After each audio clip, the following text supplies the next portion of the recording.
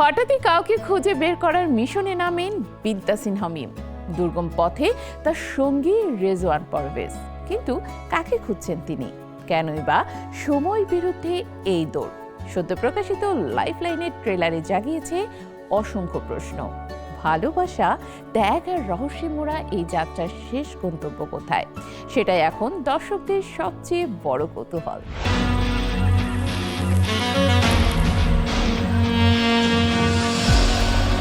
আমি না অনেক বিপদে পড়ছি, প্লিজ আমাকে একটু নিয়ে চলেন না।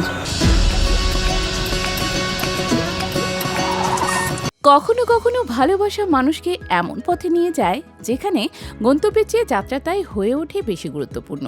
আর সেই যাত্রা যদি হয় অজানা, দুর্গম এবং সময়ের সঙ্গে এক কঠিন লড়াই, তাহলে কি ঘটে? সেই প্রশ্নের উত্তর খুঁজতেই আসছে নতুন ওয়েব ফিল্ম লাইফলাইন।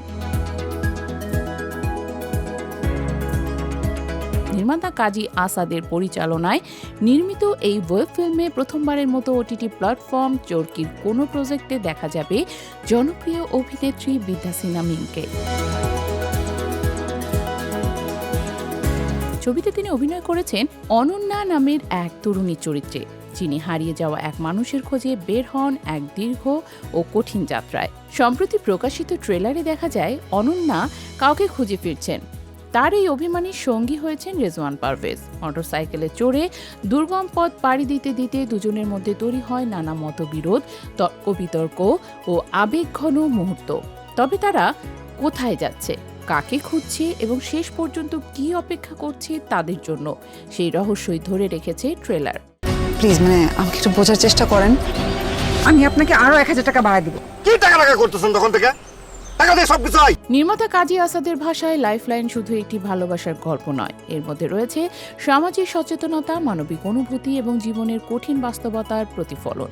তিনি মনে করেন গল্পটি দর্শকের সঙ্গে এক ধরনের আবেগী যোগাযোগ তৈরি করবে। অভিনেতা রেজওয়ান পারভেজ মনে করেন এটি দায়িত্ববোধ, অনুভূতি ও ভালোবাসার ভিন্ন এক রূপের গল্প। তার বিশ্বাস ছবিটি দর্শকদের নতুনভাবে ভাবতে বাধ্য করবে। শুটিংয়ের অভিজ্ঞতা প্রসঙ্গে বিদ্যা সিনহা মিম জানিয়েছে, উঁচু নিচু পথ এবং প্রচণ্ড গরমের মধ্যে কাজ করা বেশ চ্যালেঞ্জিং ছিল। তবে গল্পের প্রতি ভালোবাসা এবং দৃশ্যগুলোকে বাস্তব করে তোলার আগ্রহই পুরো টিমকে এগিয়ে যেতে অনুপ্রাণিত করেছে।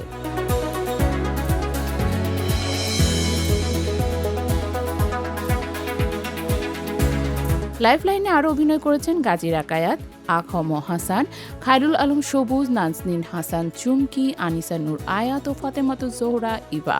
ছবিটির গল্প লিখেছেন মাহমুদুল হাসান টিপু ও কাজী আসাদ। চিত্রনাট্য ও সংলাপ রচনায় কাজী আসাদের সঙ্গে ছিলেন আসাদুজ্জামান আবির। ভালোবাসার জন্য একজন মানুষ কতটা দূরে যেতে পারে, কতটা ত্যাগ স্বীকার করতে পারে, সেই উত্তর খুঁজতে হলে অপেক্ষা করতে হবে 21শে জুন পর্যন্ত। কারণ সেদিনই চরকিতে মুক্তি পাচ্ছে লাইফলাইন, যেখানে সময়, ভালোবাসা আর জীবনের এক অদ্ভুত লড়াইয়ের গল্প তুলে ধরা হয়েছে ভিন্ন আঙ্গিকে। ওনাকে খুঁজে পেলে আমি আপনাকে সাথে নিয়ে ব্যাক করব।